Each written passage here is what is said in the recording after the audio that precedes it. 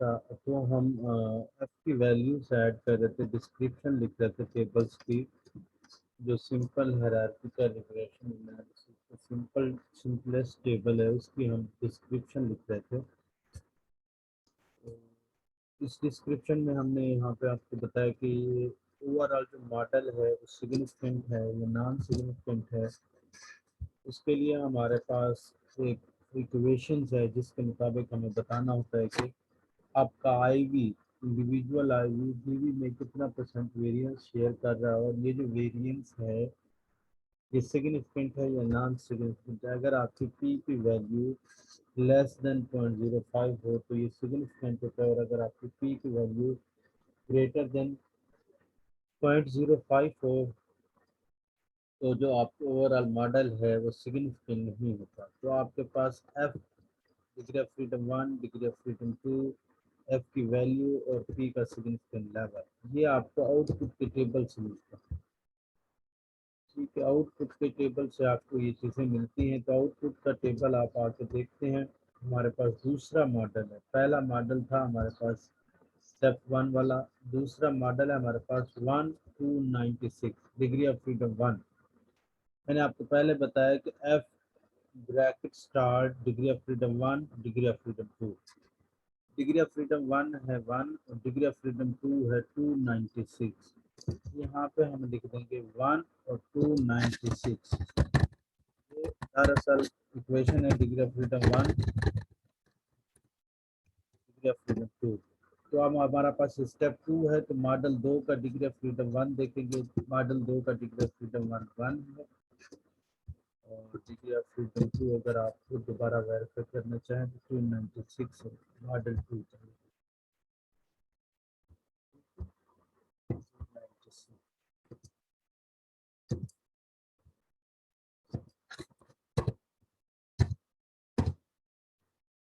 अब F change की value हमने देखनी है, वो भी आउटपुट से हमें मिल जाएगी, वो भी हम देख लेते हैं। हमारे पास है दूसरे मॉडल की एक्सचेंज की वैल्यू 46.61 और ये सिग्निफिकेंट 46.61।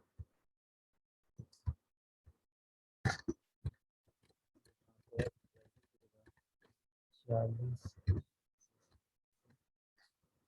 हमारे पास पी की वैल्यू थी वो थी 0.00, यानी 3 जीरो थे तो हम उसे पी में 0.001 ये हमारे पास एफ की वैल्यू आ।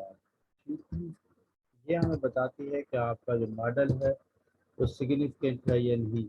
अगर ये वाली वैल्यू 0.005 से ग्रेटर हो, कि जिसको मैंने हाईलाइट सिलेक्ट किया हुआ है, अगर ये वाली वैल्यू 0.005 से ग्रेटर हो तो हमारा जो ओवरऑल मॉडल है वो नॉन सिग्निफिकेंट होता है, उसकी वेरिएंस भी नॉन सिग्निफिकेंट कंसिडर होता है। अगर ये वाली वैल्यू 0.05 से स्मॉलर हो तो ये सिग्निफिकेंट वेरिएंस कंसीडर होता है। यहाँ तक उम्मीद है आप सबको समझ आ गई है। हम नेक्स्ट इन स्टेप 3 से स्टार्ट करते हैं।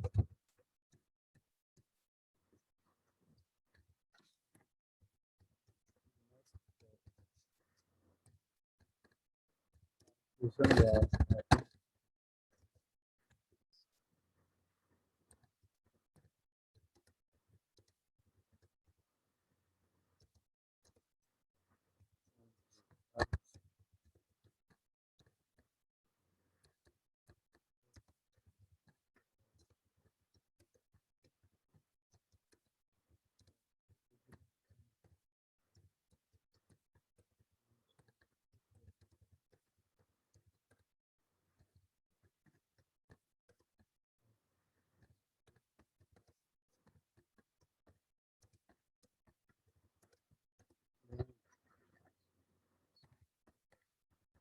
%, एंड 14, ये देखें ये स्टेप 2 के 0.14 को 100 से मल्टीप्लाई करें तो ये 14%, 14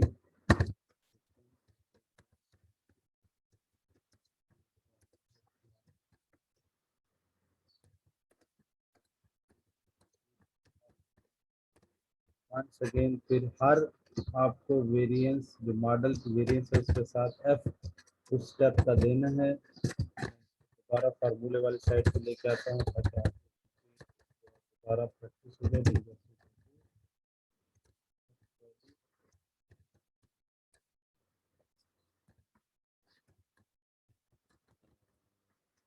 का सिग्निफिकेंस देखना होता है। हम अब तीसरे मॉडल के बारे में लिख रहे हैं, तो आउटपुट में से हम तीसरे मॉडल की डिटेल्स को देखेंगे। ये देखिए तीसरा मॉडल, इसमें degree of freedom work, degree of freedom 295, यहाँ पे 296 है, यहाँ पे 295।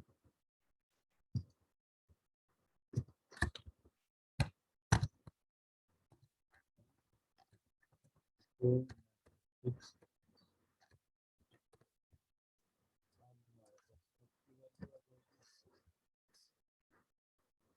87.18।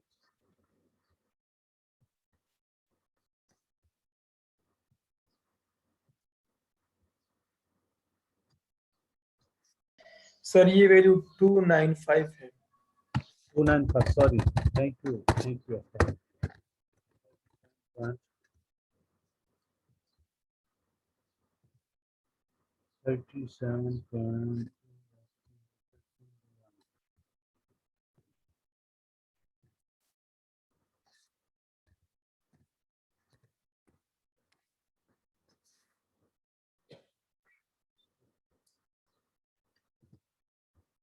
अच्छा, हमारे पास सिग्निफिकेंट देखिए यहाँ पे, ये तीसरे मॉडल का सिग्निफिकेंट 0.00, यहाँ पे आपका less than 0.00।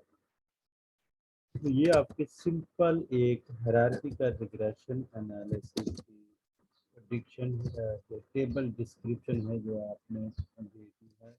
When you have single dB but more than one IV, you may include demographic factor by controlling the effect of demographic factors in step 1, as I have also controlled step 1। देखिए gender और as को मैंने सबसे पहले control किया।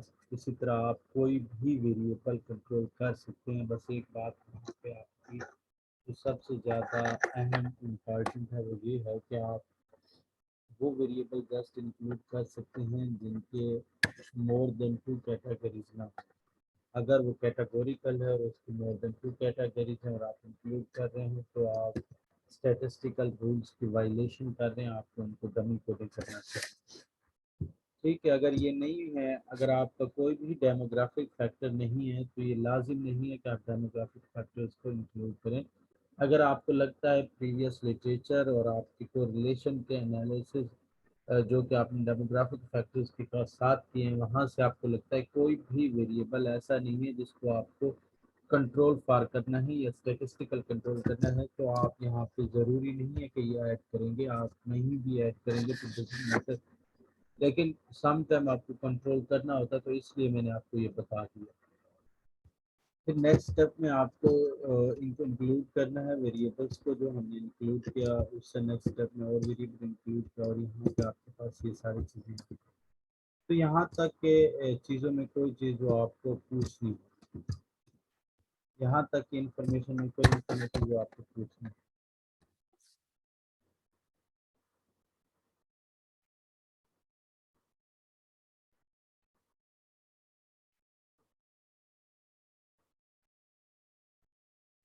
ठीक है, आप देखिए हम समटाइम जो है ना एक काम कर रहे होते हैं, वो होता है कि आपने अगर कभी बनाया हो, अपना साइनैप्सिस बनाया हो, आप साइनैप्सिस में अपना एक इस तरह का हाइपोथेटिकल मॉडल बनाते हैं, शायद बनाए हाइपोथेटिकल मॉडल बनाते हैं जिसमें आप अपने वेरिएबल्स, ये देखिए ये हाइपोथेटिकल मॉडल है, इसे थ्योरेटिकल फ्रेमवर्क भी कहते हैं, हाइपोथेटिकल मॉडल भी कहते हैं।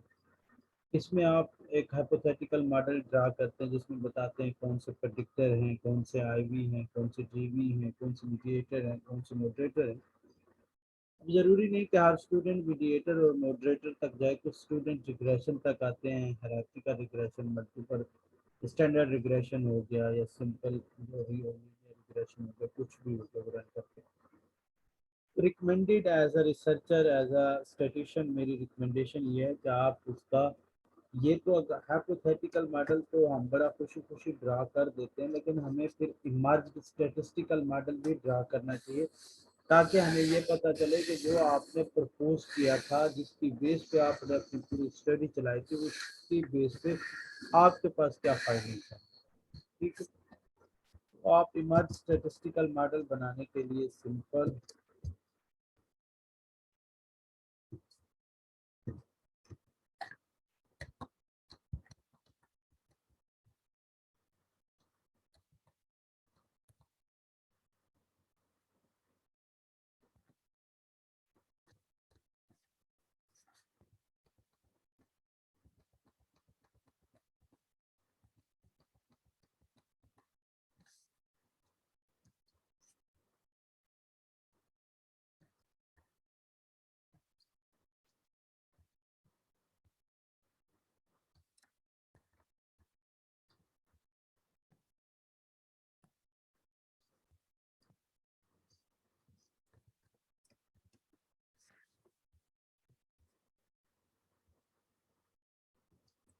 यहाँ पे आपका मोस्टली फिगर 4 पॉइंट, अगर पहला फिगर है तो 1 आएगा, क्योंकि फिगर आप पहले 4 चैप्टर में दे रहे होते हैं, तो आप इस तरह कर सकते हैं।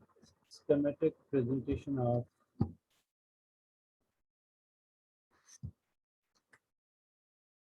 predicting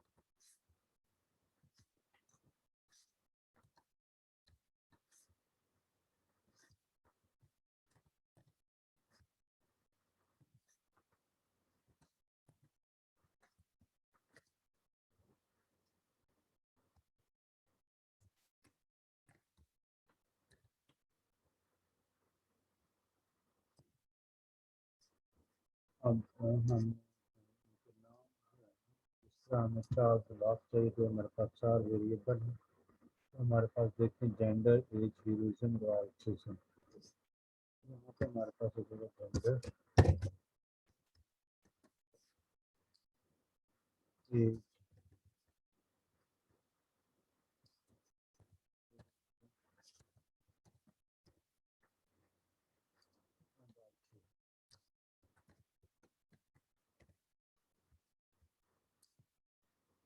अब इनमें आपने वैल्यूज इंक्लूड कर देनी। बीटा की देखो 0.01 नाम से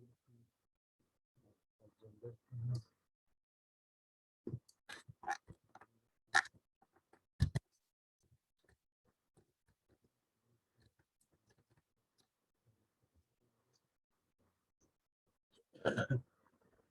एक की है -0.03,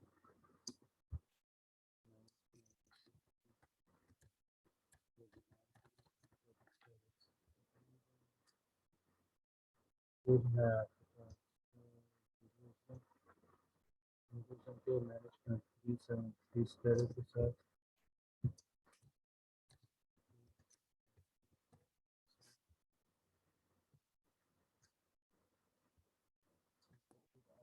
so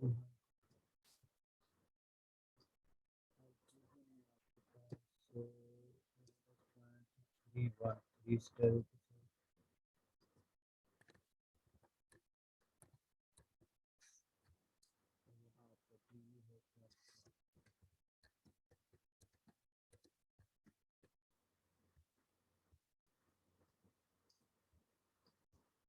एक बात और का भी ख्याल रखना है, बाद में जब आप बॉक्स के अंदर लिखते हैं तो एक के मुताबिक फाइनली इसको भी आपने चेंज कर सकते हैं।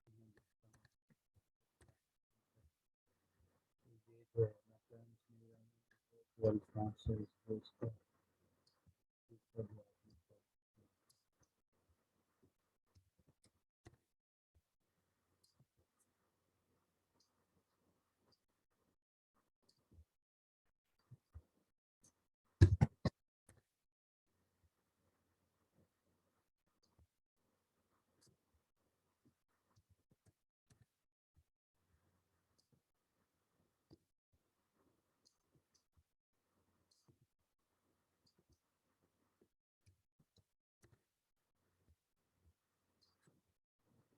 यहाँ तक कोई बात जो आप लोगों को समझना है।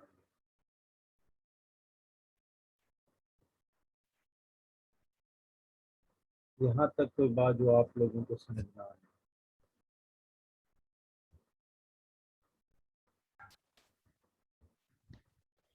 सर आगे समझ क्लियर हो गया। गुड। नेक्स्ट हम चलते हैं थोड़ा सा, यही टेबल अगर आपका सुपरवाइजर कुछ चीज़ें चाहता है कि वो आपकी थोड़ी कम्प्लेक्सिटी की तरफ लेके जा रहा है आपको, तो उसके बारे में आपको परेशान होने की ज़रूरत ना हो। ये फ्यूचर जब पे हों तो उसके हवाले से मैं थोड़ी सी आपको डिटेल्स में बता देता हूँ। अब तक हमने जो किया, एक डीवी मल्टीपल आईवीज के साथ, अब मल्टीपल डीवीज का मल्टीपल आईवीज के साथ, या एक आईवी का अगर सब स्केल हैं और आप हर सब स्केल के ऊपर देखना चाहते हैं इंडिविजुअल आईवीज का इफेक्ट, दोबारा रिपीट कर देता हूँ। मतलब आपका सिंपल था, अभी तक हमने एक डीवी था, उसका हमने कोई सब स्केल कंसीडर नहीं किया, हमने बिल्कुल सिंपलेस्ट टेबल बनाया और सिंपलेस्ट वे में डिज़ाइन किया। अब जो मैं टेबल बताने जा रहा हूँ वो थोड़ा सा कम्प्लेक्स है। कुछ सुपरवाइज़र ये रिक्वायर करते हैं स्टूडेंट को कि आपके पास अनस्टैंडर्डाइज्ड कोएफिशिएंट भी हो, स्टैंडर्डाइज्ड कोएफिशिएंट भी हो, आपके पास कॉन्फिडेंस इंटरवल भी हो, बीटा भी हो, आर स्क्वायर भी हो, डेल्टा आर स्क्वायर भी हो। तो ये इसमें वंस अगेन आपके पास जो इम्पॉर्टेंट चीज़ें होती हैं वो डेल्टा आर स्क्वायर और बीटा ही होता है, बाकी वैल्यूज वैसे कंपैरिजन के लिए ऐड की जाती है। तो इस तरह का टेबल भी आपसे सुपरवाइज़र जो है ना डिमांड कर सकते हैं आपके थीसिस में। पहली बात, एक डिफरेंस तो प्रीवियस टेबल और करंट टेबल में कुछ जो है ना स्टेटिस्टिकल वैल्यूज आपको इस टेबल के लिए ज़्यादा चाहिए। एक डिफरेंस ये है, ये डिफरेंस समझाने के बाद मैं फिर एक और डिफरेंस बताऊंगा, तो वो मैं बाद में बता दूंगा ताकि आप लोगों को अंडरस्टैंड करने में आसानी हो।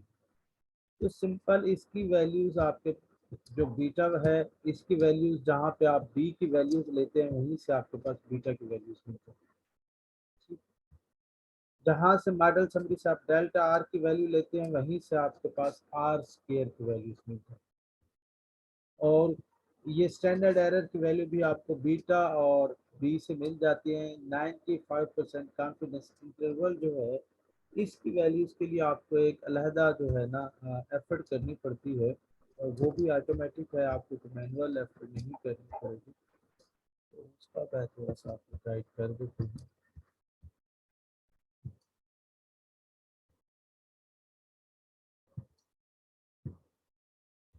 ये देखें, अगर आप इस तरह का टेबल जो मैं अभी बता रहा हूँ वो अगर आपको करना है तो आपको यहाँ पे कॉन्फिडेंस स्टैटिस्टिक्स में आके इस कॉन्फिडेंस इंटरवल को आपको क्लिक करना है। स्टैटिस्टिक्स में आके इस कॉन्फिडेंस इंटरवल को क्लिक करना है, ओके करना है।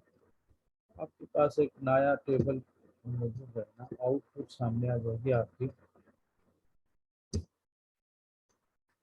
लेकिन बीटा की वैल्यू आपको बी की वैल्यू ये है, आपको यहाँ से मिल जाएगी, और कॉन्फिडेंस इंटरवल की वैल्यू ये है आपको यहाँ से। ये लोअर बाउंड मतलब लोअर लिमिट, अपर बाउंड मतलब अपर लिमिट, ये आपको यहाँ से मिल जाएगी। बीटा जिसको स्टैंडर्डाइज्ड कोएफिशिएंट कहते हैं, यहाँ से मिल जाएगी। तो आपने सिंपल वहाँ पे स्टैटिस्टिकल कुछ वैल्यूज आपको ज़्यादा चाहिए जो आपको कोएफिशिएंट के टेबल से आसानी से मिल जाएंगी। आपने जस्ट करना क्या है, स्टैटिस्टिक्स में जाके लीनियर रिग्रेशन इधर कॉन्फिडेंस इंटरवल पे क्लिक कर देना है, तो आपके पास एक दो जो कॉलम्स हैं उनका इजाफा हो जाएगा। इन दो कॉलम्स का ये आपके पास 95% कॉन्फिडेंस इंटरवल। तो ये देखिए, ये आपके पास आर एडजस्टेड आर स्क्वायर है और ये आपके पास आर है। तो ये आपके पास यहाँ से जो है ना, इनको आप कंपनसेट करके लिख सकते हैं। होप सो आपको मेरी बात में यहाँ तक जो मैं बताना चाह रहा हूँ। ये देखें, बीटा आपको मिल जाएगा। बीटा आपको कोएफिशिएंट के टेबल में से 95 कॉन्फिडेंस इंटरवल कोएफिशिएंट के टेबल में से, स्टैंडर्ड एरर कोएफिशिएंट के टेबल में से, बीटा कोएफिशिएंट के टेबल में से, आर स्क्वायर और डेल्टा आर स्क्वायर आपको मॉडल समरी के टेबल से में समझ लेंगे। और डेल्टा आर स्क्वायर का जो सिग्निफिकेंट है वो आपको अनोवा के टेबल से मिलेगा। यहाँ मैं टेबल एक दफ़ा ड्रा करके बता दूं, ये यहाँ तक आपको अंदाज़ा हो गया। इसमें जो मज़ीद टेक्निकलिटीज़ हैं मैं उस पर हूँ।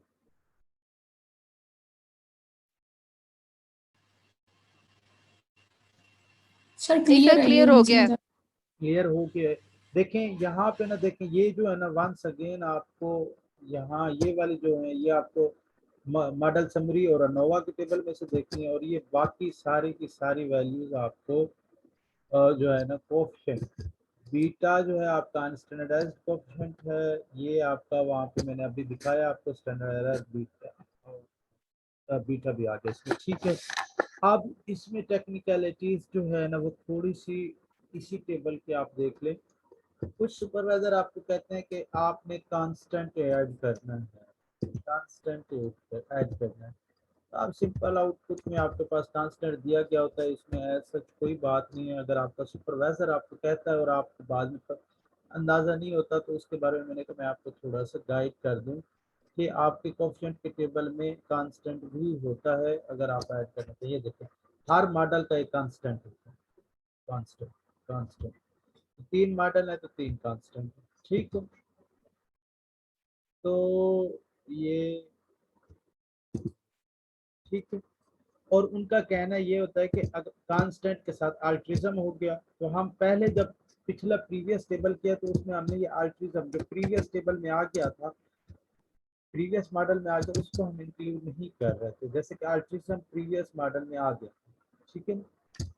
आप ये देखें, अल्ट्रिज्म जो प्रीवियस मॉडल में आ गया था उसको हम इंक्लूड नहीं कर रहे थे। ये देखें, हीरोइज्म यहाँ पे आ गया तो हम हीरोइज्म को यहाँ पे इंक्लूड नहीं करते। जेंडर और एज यहाँ पे आ गया तो उसको हमने दूसरे स्टेप में इंक्लूड नहीं किया। लेकिन कुछ सुपरवाइजर और कुछ रिसर्चर की सजेशन ये होती है कि आपको उनको दोबारा नेक्स्ट मॉडल में इंक्लूड करना चाहिए। तो अगर ऐसा हो तो आप सिंपल कांस्टेंट अल्ट्रिज्म, अब कांस्टेंट अल्ट्रिज्म और हीरोइज्म, फिर नेक्स्ट एक वेरिएबल आपका इंक्रीज हो जाएगा, कांस्टेंट अल्ट्रिज्म हीरोइज्म, अब नेक्स्ट वेरिएबल जो इंक्रीज होगा साइकोलॉजिकल डिस्टेंस। तो इन सिंपल कुछ रिसर्चर, कुछ थेरिस्ट, कुछ स्टैटिस्टिशियन का ये मानना है कि आप एक मॉडल में जो नई वैल्यू आई है जस्ट उसको इंक्लूड करें, प्रीवियस वन तो प्रीवियस मॉडल में इंक्लूड होगी, आपको करने की ज़रूरत नहीं है।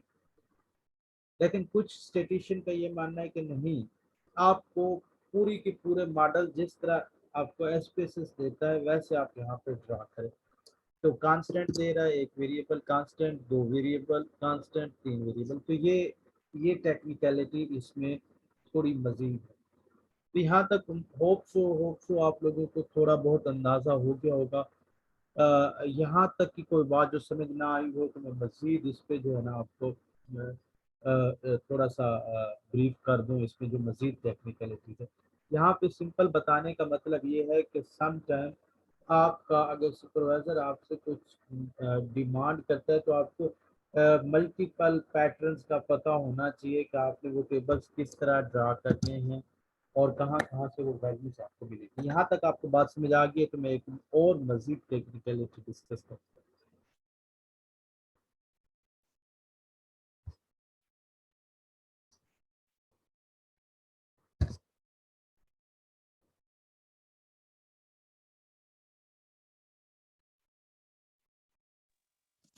ये सर क्लियर हो गया है? हो गया क्लियर? गुड। जी सर आ गई समझ।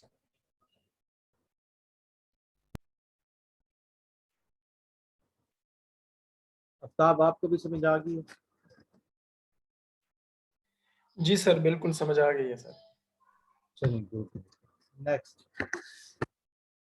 अभी तक मैंने प्रीवियस टेबल और इस टेबल के कंपैरिजन में दो डिफरेंसेस बताए। एक ये स्टैटिस्टिकल जो वैल्यूज हैं ये कुछ ज़्यादा हैं, दूसरा ये कि आपने यहाँ पे कोई भी वेरिएबल वैल्यू मिस नहीं करनी, जैसे आपके आउटपुट में है ये देखें वैसे आपने इंक्लूड करनी। अब तीसरी जो टेक्निकलिटी है जो डिस्कस करने वाली है वो है कि अगर आपके पास एक से ज़्यादा, अगर आपके पास एक से ज़्यादा सब स्केल अवेलेबल, एक वेरिएबल है क्वालिटी ऑफ लाइफ, इसके तीन सब scale available, compassion, satisfaction, burnout और सेकेंडरी ट्रॉमेटिक स्ट्रेस डिसऑर्डर। ये तीन सब स्केल हैं। इन तीनों सब स्केल्स के ऊपर आपने ये देखना है कि इन वेरिएबल्स का क्या इम्पैक्ट है। तो आप वन बाई वन इसी तरह हम एक दफ़ा एनालिसिस रन कर लेते हैं।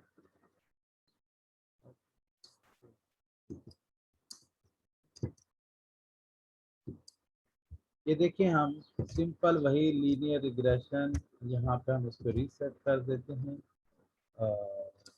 अल्ट्रिज्म हमारा पहला आईवी है। अब मैं इसी टेबल जो हमने ड्रा किया हुआ उसी के हिसाब से रन कर रहा हूँ। अगर आप लोग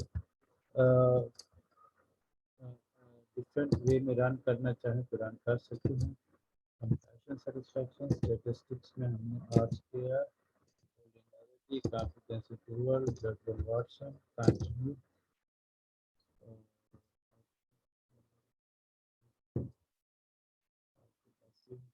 अब आप इसको क्लिक करेंगे तो आपके पास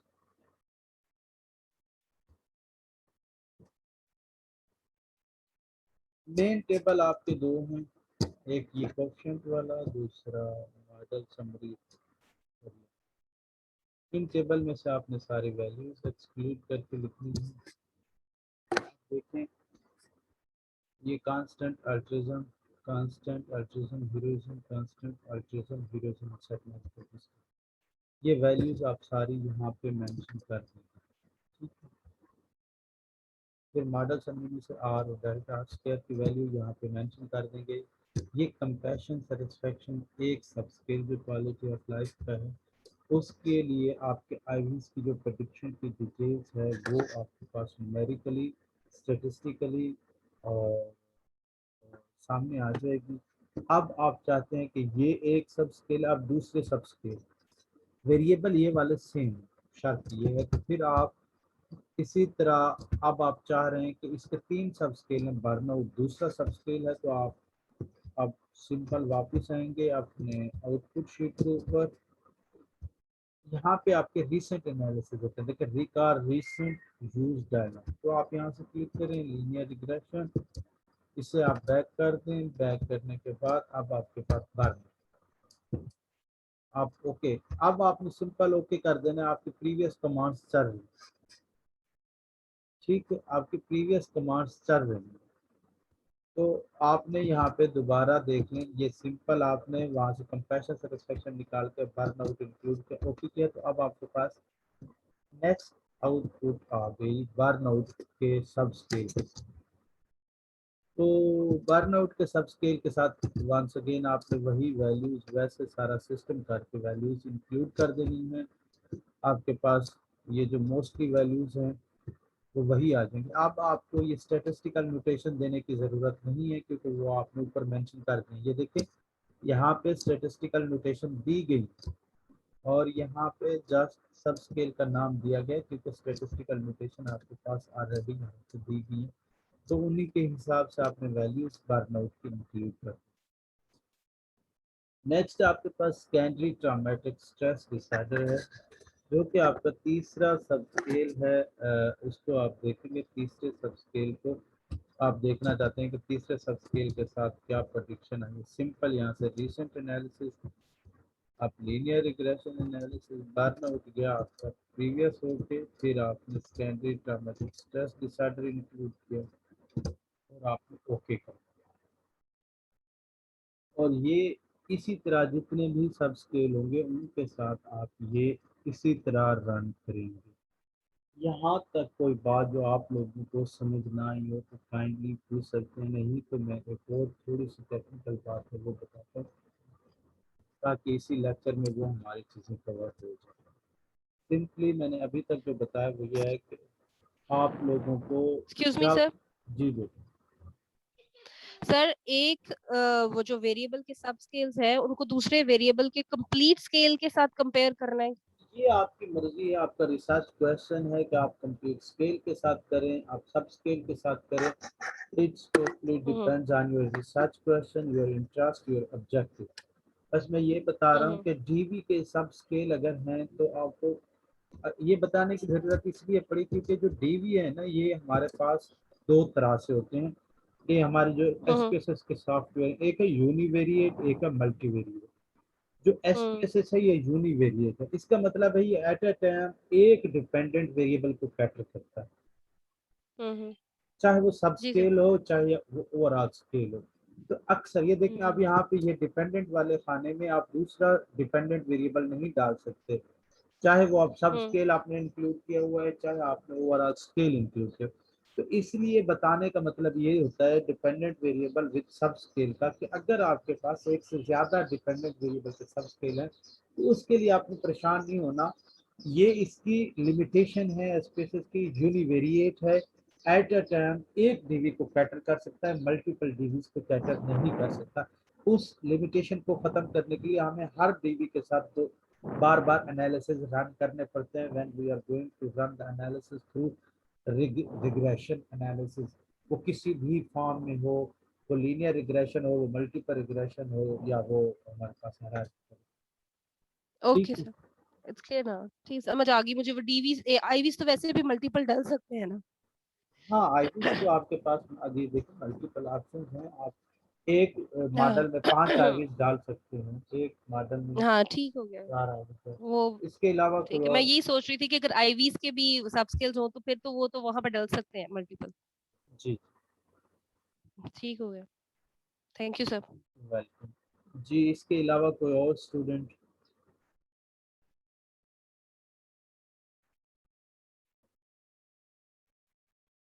अच्छा, एक इंतहाई अहम बात है जो इसमें है, अगर आपके पास एक डीवी है उसके सब स्केल है तो आपने इसी तरह जो है ना मिलती जुलती जो टेबल्स है वो साथ ही बनानी है एक साथ। ये जैसे मैंने बना दी है, ये देखिए एक ही टेबल है। अगर मैं एक मिसाल देता हूँ कि ये आपके अलहदा अलहदा स्केल है, सब स्केल नहीं है, एक स्केल, तो आपको हर स्केल के साथ हर डीवी के साथ अलहदा table banana for your thesis. और अगर आप आर्टिकल में कर रहे हैं तो फिर आप इसी तरह बना सकते हैं, चाहे आपके सब स्केल हों, चाहे आपके डिफरेंट स्केल्स हों। यहाँ तक बात समझ आ गई? जी सर। जी सर।